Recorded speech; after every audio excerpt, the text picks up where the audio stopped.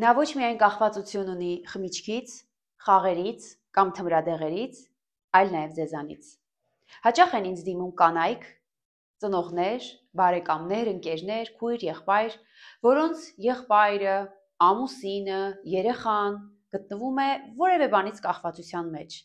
Եվ որ խոսքը մենք տանում ենք նրան, որ ցանկացած կախվածություն իր կողքին ունի փոխկախյալ մեկը, ով ամրապնդում է այդ վարքը, կարծելով թե օգնում է, կարծելով թե աջակցում է, կարծելով որ էմպաթիայի դրսևորում է այս ամենը, իրականում պարզապես մասնակից է լինում այս անձի կախվածության մեջ հաստատվելուն եւ ամրապնդվելուն, նրանք կարծես պատրաստ չեն համագործակցության եւ կարճ ժամանակ անց դադարեցնում են թերապիան կամ ուղղակի այլևս անգամ գալով թերապիայի չեն ցանկանում համագործակցել այս թեմայի շուրջ։ Հիմա ես կփորձեմ ներկայացնել մի փոքրիկ պատմություն, որի մեջ ամեն մեկը կարող եք ձեզ տեսնել, որի շուրջ եկեք միասին վերլուծենք եւ փորձենք հասկանալ, որտեղից է գալիս այս խնդիրը, ինչով կարող է կինը, մայրը, հայրը, եղբայրը, քույրը դրանով օգնել, որ իրենց սիրելի երեխայի ամուսնու մոտ այս կախվածությունը ամրապնդվի եւ ինչ կարող ենք անել նրան իրականում օգնելու համար։ Պատկերացրեք 30 տարեկան չափահաս տղամարդ, ով մինչև այսօր ապրում է ծնողների հետ, ամուսնացած չէ, կամ կարող ենք պատկերացնել, որ ամուսնացած է անգամ, բայց եկեք ամուսնացած չլինելու դեպքով գնանք, հա, զարգացումը։ Ամուսնացած չէ, ապրում է մինչ օրս ծնողների հետ եւ գտնվում է կախվածության մեջ։ Որևէ բանից, այդ կախվածությունը կարող է լինել թմրադեղեր, կարող է լինել խաղեր, համակարգչային տարբեր ինչ-որ տեսակի խաղեր, կամ կախվածություն ունի խմիչքից, ալկոհոլից, պիվայից, տարբեր տեսակի ալկոհոլի տեսակներից։ Արդեն ամեն մեկի մոտ մեկն է։ Ծնողները բողոքում են, հա, որ Անի ջան, միջև այսօր չի աշխատում, մենք ենք իրեն պահում, ինչ է լինելու իր վիճակը, եթե մենք չլինենք, նորից եկավ, կատաղած, տան եղածը հավաքեց տարավ, բանկից աշխարհի պարտքներ վերցրել, չգիտեմ ինչ որ մեկը իրեն խորհուրդ էր տվել, որ կարող ես բանկերը վերցնել ու չմուծել, եւ եթե քեզ սնանք ճանաչեն, դու ստիպված չես լինի այդ գումարը հետ տալու, կամ ինչ որ մեկը կարող է ասել, որ աշխարհի պարտքներ կուտակել, եթե մենք այդ պարտքերը չտայինք, իրանք կսպանեին, ոնց մենք կարանք իրան տնից դուրս հանենք, ախր ավելի վատ բաներ տեղի կունենա, տնից է գողանում, գոնե գիտենք տնից է տանում, եթե մենք չտանք ուրիշ տեղից կգողանա, բայրավերջը ինչ կլինի, եւ այսպիսի տարբեր ցավագին պատմություններ եւ մեկնաբանություններ, որի մասին պատմում են ծնողները, կանայք թերապիայի ժամանակ, եւ մենք տեսնում ենք փաստորեն, որ տվյալ անձիկ, դա շատ մեծ խումբ անգամ կարող է լինել, ես անգամ ունեցել եմ դեպքեր, որ թերապիայի են եկել մի քանի հոգով միասին, 6-7 հոգով, տատիկը, պապիկը, քեռին, քեռուկինը, մայրը, հորաքույրը, այսպես խմբով եկել են իրենց, չգիտեմ, Կարենի կամ իրենց Հովանեսի հարցով։ Ինչպես, ինչ անենք, մի բան ասեք, ինչ կարող ենք անել, եւ երբ որ մենք գնում ենք այդ պատմությանը, մենք տեսնում ենք, որ շատ երկար ու ձիգ տարիներ այս խումբը կամ կոնկրետ մեկ անձը կամ ծնողները կամ կինը կարծես լուծում են այս պարագայում այս 30 տարեկան տղայի խնդիրները։ Եթե նա կորցրեց աշխատանքը, նրանք ինտենսիվ փնտրում են նոր աշխատանք, եթե վարկեր ունի, որը չի կարողանում փակի, իրենք են փակում այդ պարտքերը։ Եթե մեքենան ապահովագրություն չունի, իրենք են մուծում ապահովագրություն, ուզում է գնալ ջիմ պարապի, սպորտզալ գնալ, իրենք են մուծում աբոնեմենտը, այսինքն փոքրիկ, կարելի է ասել աջակցություն, բայց իրականում այս ամբողջը բերում է մի կետի, որ անձը հաշմանդամ է դառնում։ Եթե մենք իրականում լուրջ նայենք, կտեսնենք, որ ինքը իր կյանքի համար չի կարողանում հոգ տանել առանց այս շուրջը եղող մտերիմների։ Օրինակ մի ծնող ասում էր, որ մենք իրեն անդադ հուշում ենք, որ ինքը օրինակ բժշկի ժամադրություն ունի, հուշում ենք, որ պետք է ինքը քնից արթնանա, գործից չուշանա, եթե մենք իրան քնից չարթնացնենք, գործի չի գնա, քնած կմնա, կամ եթե մենք իրան չհուշենք, որ դու այսօր այսինչ ժամին բժշկի այց ունես, ինքը չի գնա բժշկի, եւ այսպես, հա, պատմությունները շատ տարբեր են։ Ես դեպք գիտեմ անգամ, որ ամուսինը համոզել էր կնոջը, որ երբ որ մենք միասին գնում ենք խնջույքի, դու 2-3 բաժակից հետո ինձ հիշացրու, որ էլ ես չխմեմ, որովհետեւ օրինակ ամուսինը ասում էր, եթե ես իրեն չհիշեցնեմ, որ ինքը էլ չպետք է խմի, ինքը օրինակ կարող է այդպես անverջ խմի ու վերջում շատ վատ բան տեղի ունենա։ Այսինքն ցանկացած պարզ, բազային, կենցաղային ինքնակազմակերպման հարցերում, որ անձը ինքը պետք է իր առօրյան կազմակերպի, իր ժամադրությունները վարի, իր աշխատանքի հետ կապված պատասխանատվություն գրի եւ այլն, կան մարդիկ, լինում են մարդիկ, ովքեր հոգ են տանում այս մարդկանց համար։ Օրինակ, ես նորից դեպքեր անդադ մեջ բերելու եմ, որ ամեն մեկը փորձեք ձեզ գտնել սրա մեջ։ Մի պապա ասում էր, որ Անի ջան, ես շատ երկար իր բանկի պարտքերը փակեցի եւ հարցը թե ինչու դուք դա արեցիք, ինքը օրինակ ասում էր, դե որովհետեւ արդեն դատարանից սկսել էր թուղթ գալ եւ եթե ես օրինակ չփակեի, ոնց որ իր ապագան էր էլի փչանալու, արդեն իր վրա կարար դատվածություն լիներ, դատերի մեջ ինքը ներքաշվեր, մենք չէինք ուզում էլի, որ իր ապագան այդպես վնասվեր։ Օրինակները անverջ կարող են լինել, հա, հիմա պետք է խնդրեմ, որ ձեզանից ամեն մեկը մի պահ կանգ առնի, եթե իր կողքին կարծում է, որ ունի կախվածության մեջ եղող մեկը, ում համար ինքը փոխկախյալ է, այսինքն անձ է, ով նպաստում է իր վարքով, իր օգնությամբ, որը օգնություն չէ իրականում, հա, դա թվացial օգնություն է, թվացial սիրո դրսևորում է, բայց դա իրականում մասնակցություն է իր կյանքի այս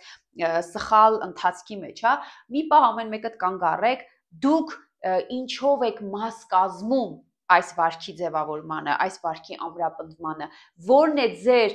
աննշան թվացող անգամ ներդրումը, որով դուք նպաստում եք, որ այս անձի մոտ կախվածությունը ամրապնդվի։ Ինչ եք դուք անում, որ այս անձը կարող է իրականում առանց ձեզ անել։ Էլի միտք եկավ, որ տղան օրինակ պետք է Ամերիկայից տոմսեր առնի, որ վերադառնա Հայաստան, հենց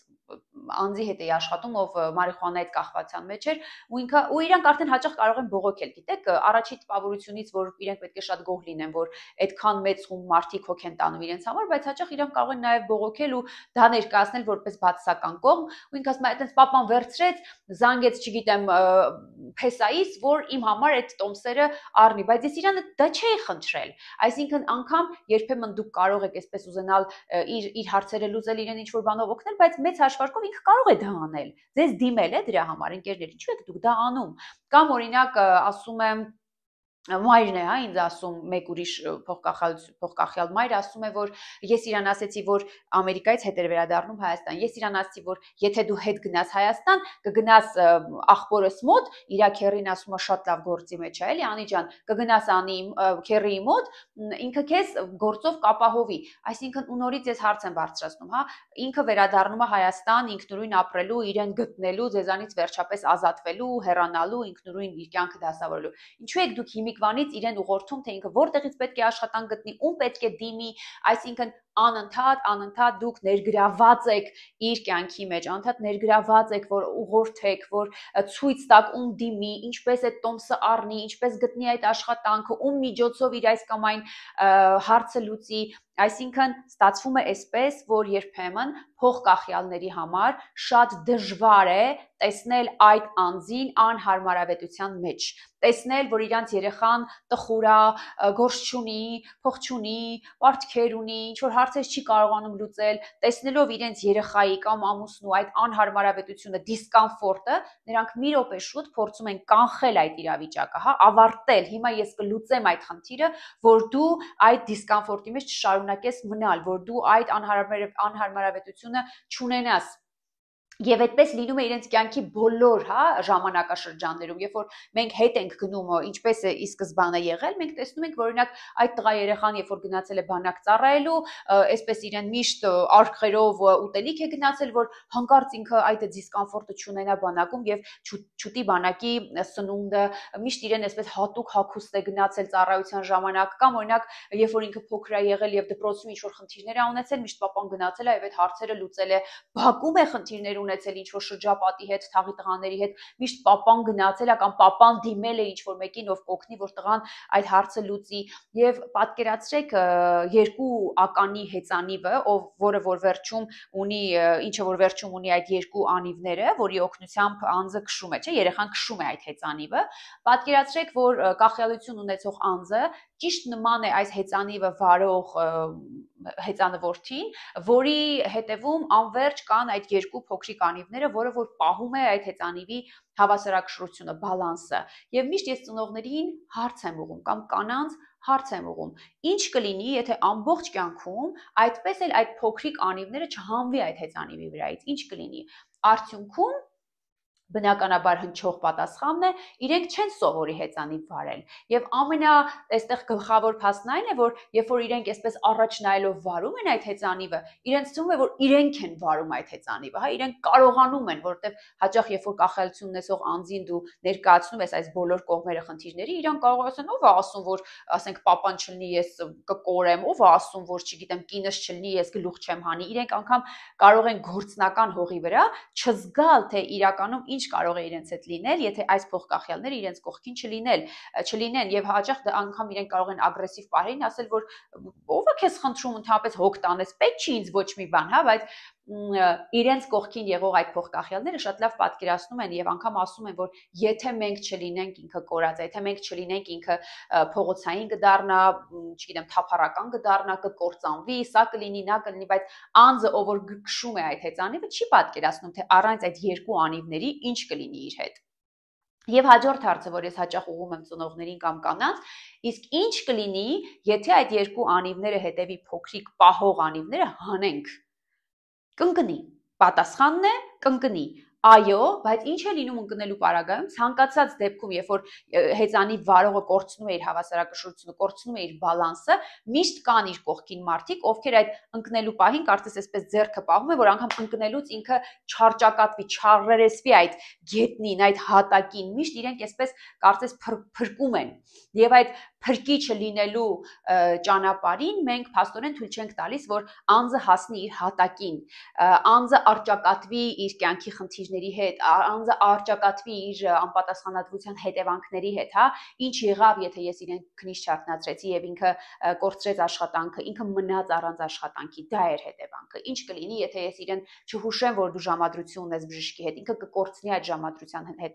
հնարավորությունը։ Ինչ կլինի, եթե ես իրեն փող չտամ, որ ինքը այսօր գնա եւ իր համար թմրադեղեր կամ խմիչք առնի, ինքը կմնա առանց դրա եւ ինչ քայլերի կդիմի։ Այս սա է նշանակում թույլ տալ, որ անձը իր արարքների հետևանքների հետ արճակատվի։ Բայց քանի որ քիչ առաջ ես նշեցի, որ փոխկախյալների համար շատ դժվար է տեսնել տվյալ անձին դիսկոմֆորտի մեջ, անհարմարապետության մեջ, վատ հուզական վիճակների մեջ, որովհետև իրանք կախվածության մեջ են հուզականորեն, էմոցիոնալ առումով, հա, այդ զուլումը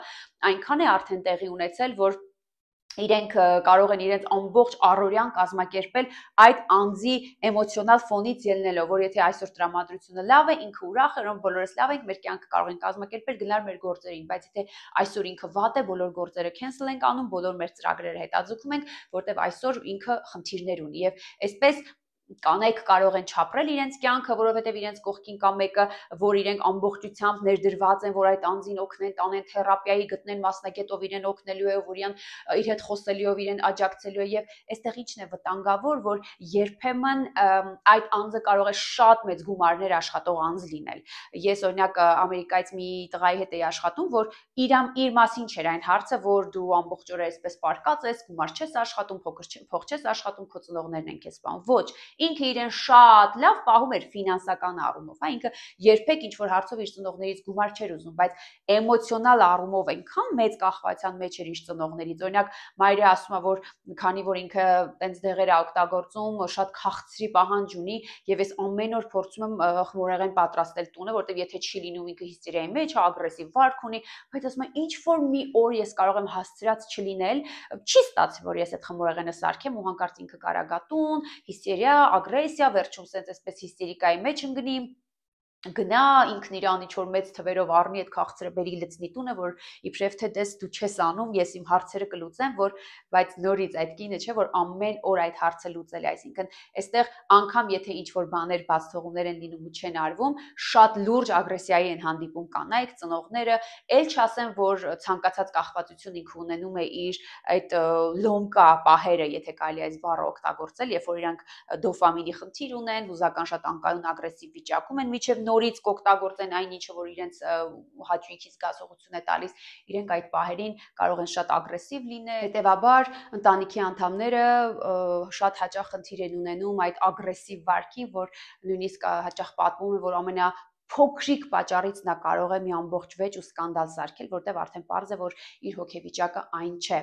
Ընկերներ, ուրեմն առաջարկում եմ, որ ամեն մեկը այս տեսանյութի օգնությամբ զբաղվեք ինքնաքննությամբ, քննեք ձեր անձը, արդյոք այս տեսանյութը ձեր մասին է, արդյոք դուք կարող եք ասել, որ դուք այն անձն եք, ով ինչ որ առումով ամրապնդում է իր կողքին ինչ որ կախվածության մեջ գտնվող անձի վարքը։ Ինչ եք դուք արել մինչև այսօր այս խնդիրը լուծելու համար։ Ինչ եք արել։ Ձեր մեջ որոշում կայացրեք աշխատել ձեր վարքի վրա, որովհետև դուք անվերջ սպասում եք, որ այդ անձը պետք է փոխվի ձեր ամուսինը, պետք է փոխվի ձեր երեխան։ Ընկերներ, դուք էլ պետք է փոխվեք։